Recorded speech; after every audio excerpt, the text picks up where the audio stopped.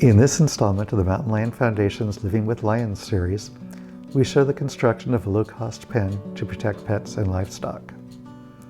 Taking steps to protect pets and livestock from predators not only keeps these animals safe, the predator is also kept safe from a depredation permit.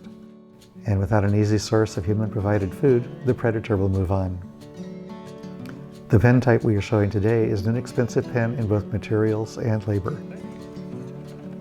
Composed of a 10 by 10 commercially available dog kennel, it is reinforced to prevent mountain lions from entering through the top, and in this example, modified to keep wolves and other animals from gaining entry by digging as well.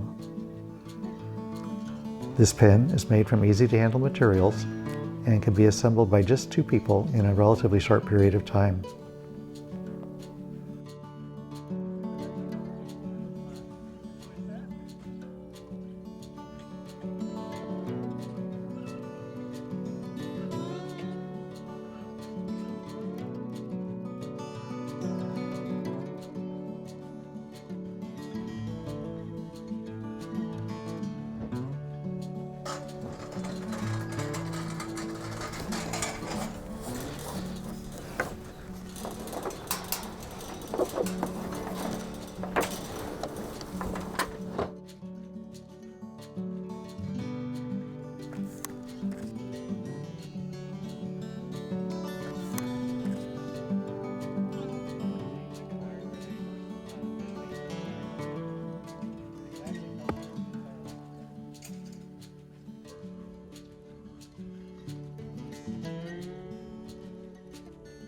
So pick up, to keep it square,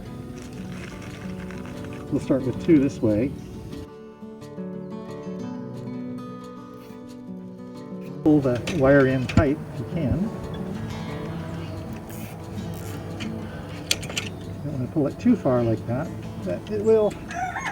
You can make sure you're not lined up all the way down, that you can pull a little bit to pull things into place. Get it tensioned right.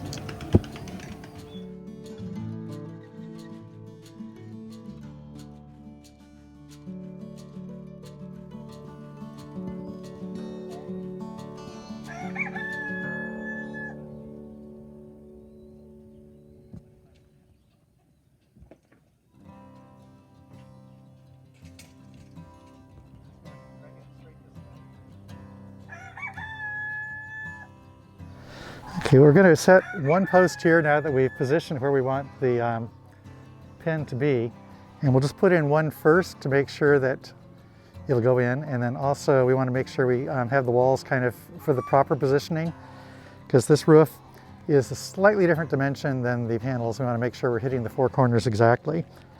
And the other thing I do with the T-post is to take the ridge side and put it on the outside, pointing outside at the 45-degree angle. That way the 2 horse panels can fit in closely against it, and this will hold a zip tie and lock it all together.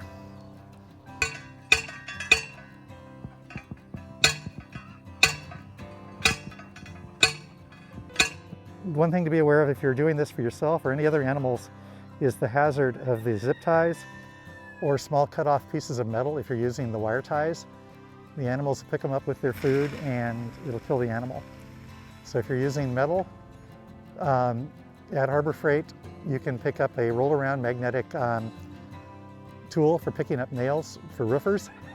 That's a good idea to use if you're going to use metal, just to run a magnet everywhere to make sure you haven't dropped anything the animal's going to pick up. And with the zip ties, if you go ahead and do it just in one area as opposed to when you go along, and also at the end, if you go ahead and double check, you can be much safer.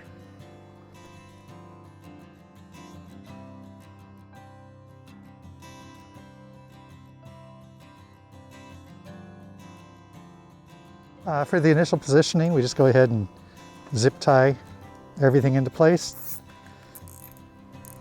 We'll bring in the other one, zip tie it to this as we did on the other corner. And at that point, we'll make sure we don't have a trapezoid, that we actually have a square. We'll do our final measurement before setting the last 2 posts and go on from there.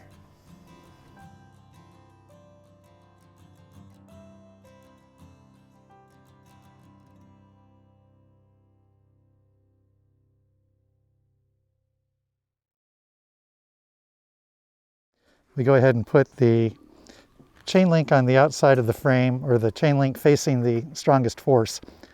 So in this case, we'll be protecting fowl. They're not going to push too hard against the chain link again, relative to a dog or coyote. But if you had something really heavy inside, like alpacas or goats, you may want to put it up the other way so they can't push out. But in either event, the fencing is held on pretty well at all positions. Okay, I'm at 172 inches.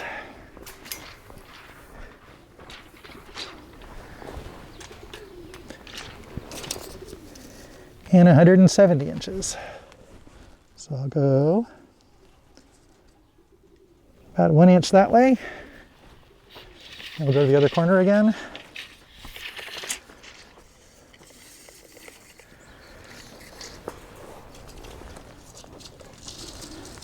Okay, I'm at exactly 171. And let's try it the other way.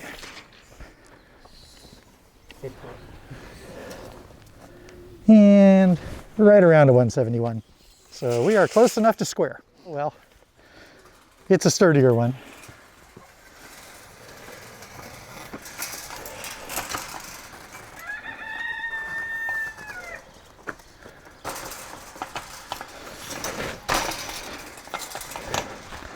Okay. Now one thing you'll notice when we do this pen is that the roof is 10 by 10, as are all 4 panels. So there's about 10 foot 3 inches in one direction and 10 foot in the other because of the depth of the panels. So you want to make sure that you have your outside, the inside panel in, knowing which way you're going to run along, because you want to run along on the peak so you can kind of come down with the cable. In this case, what we'll go ahead is we'll take the non-door panels and set them slightly inside, because you'll see that in this plane it's going to be 10 feet plus this distance, and this section, each panel is 10 feet. So if we go ahead and put the door panel and the panel opposite the door on the outside, the roof will run 10 feet to here, and we can go ahead and use the extra little bit of wire to come out like that and pick up the extra distance, because the roof will end right here as well. Now the fence kit comes with 2 clamps per corner, and in this particular case we're going to put the 2 clamps at the top and use wire on the bottom, since we have a T-post in place, and that'll make it stronger than it originally came. And so you just go ahead and put these through. Usually works best with one person on each side. And then, or you can kind of reach through sometimes. And you got your finger on them.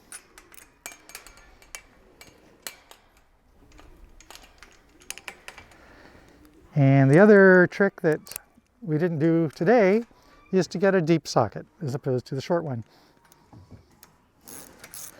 And these you can take fully tight now, because they will move around even when they're tight, so you do have wiggle room for final adjustment.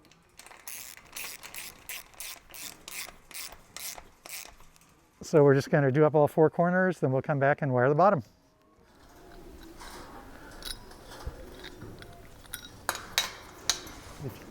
If you take a board and put it on each corner like this, it'll serve as a support for the roof while you're setting it on with 2 people. And as you're clamping it on, you can take out a board at a time, and it won't drop on you. And it has a bit of weight when it drops in your face. Voice of experience.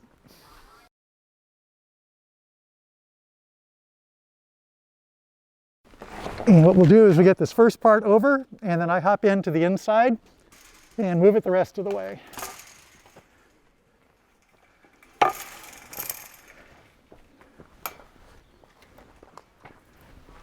No, leave it. Keep it low.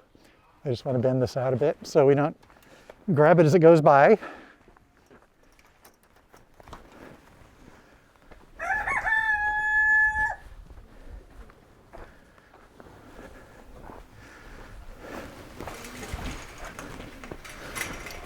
And stop anytime you want to.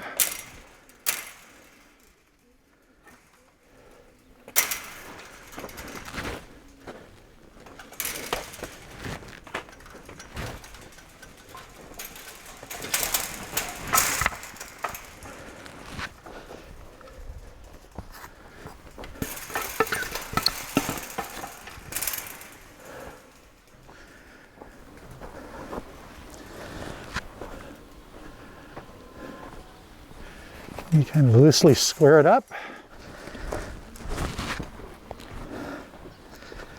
And then over in the roofing kit, so we have, let's see, 6 sets of clamps, 3 on each side. Again, this is a good time to have the correct size deep socket wrench, which we do not. And another pointer, don't leave these out in the hot sun. Yeah, can't touch them.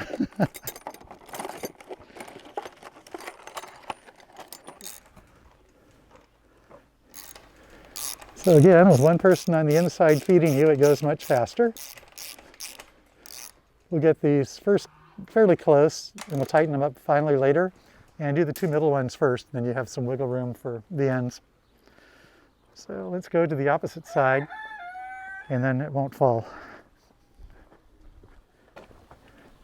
Okay, so what we're doing now is pulling the end pieces in tight, tying them into here, then we'll come back through and cut and fold to get everything shipshape. Once you've folded everything down, have it positioned, go ahead and zip tie it about every foot, and then you can go ahead and cut and bend things up to kind of clear up this line here and make it look good, and make sure there are no sharp edges here where the person's going to be coming and going, or the animals are coming and going. You just work through like that just to make sure you have no sharp edges. Anybody's going to come across there. Everything's flipped back through. And just wanted to point out again that in policing the area to make sure the little animals don't get a hold of anything, look for all the little pieces of metal like that. If you're using metal, again, this is a good reason to use a magnet, and go around for that. You can kind of see them all over here. When you get carried away, so I had to make a few passes through, and over here we have more of these. So, and over there too, clamps. You can also use heavy 12-gauge wire to lock everything in place if you don't want to use zip ties. This is a little more time consuming, but it's really good and strong. I think it's about, I'm not sure how many pounds pull on these to break it. But it is an option when you want it to be super sturdy. And usually double wrap it. And this is one of those annoying places where gloves are good, but they can't really work if you have them on. So, if you have fence pliers, these are ideal for bending wire like this. And otherwise, they're not as easy to use as the regular little dikes. Just go ahead and grab it, then start twisting, making sure you're getting both to twist. Pull it tight. Pull in the rest of the slack.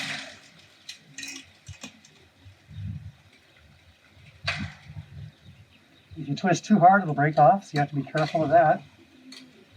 And then just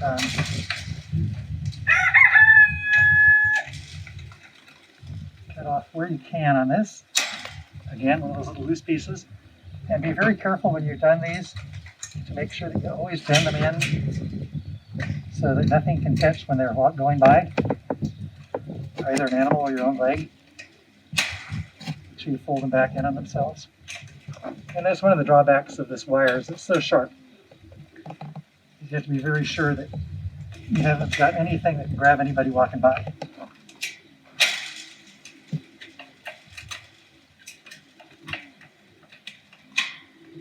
So in comparison to the zip ties, you can see how much faster they are. There you are.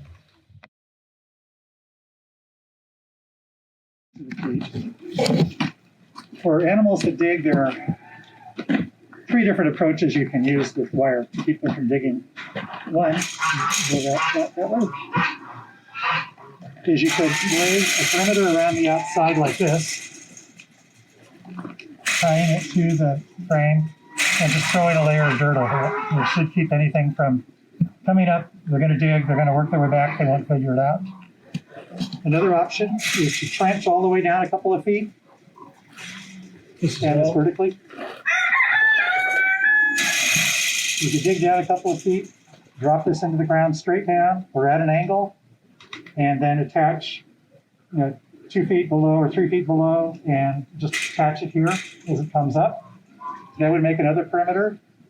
The easiest way, and what we're going to do today, is take the wire inside the cage, or the pin rather.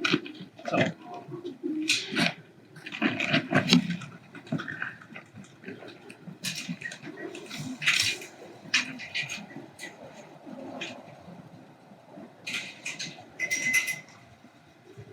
and then what we would do here is just go ahead and lay it down in the base of the cage on the floor and attach it all the way around. Depending on the type of animal you have, they may foul their feet.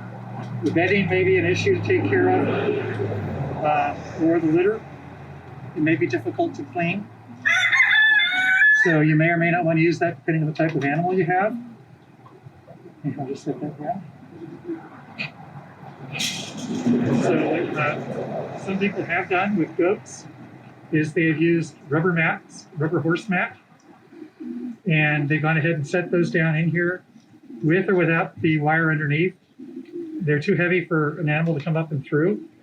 Some animals may eat that. You may have a difficulty with that. Some may chew, some may just make a mess of it.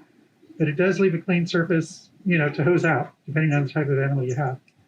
So we picked up some high density foam mats. There's a 10 by 10 package you can get at Tractor Supply for $49. We'll go ahead and lay that in here and show you how it looks. Okay, these are the interlocking mats that come in a set of 5, which covers the 10 by 10 area. And they're high density foam. They're pretty thick. The horse mats are hard rubber. They're much heavier, much more expensive than the $49. But they're also out of stock right now due to COVID because everybody's doing a home gym and putting these down at home. So anyway, if you have the wire down, you set this in, and you end up with a finished washable floor.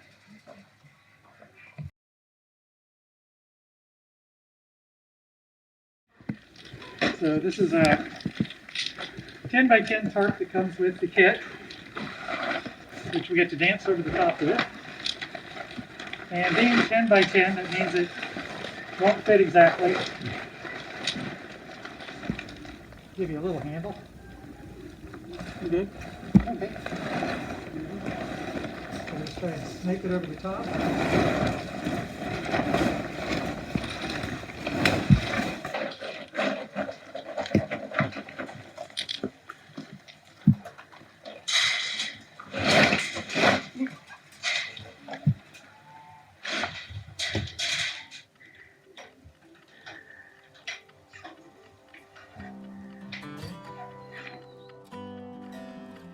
Another thing to be aware of with large predators is this particular hasp may not be strong enough to keep out a mountain lion or a frightened animal if there's a large predator around.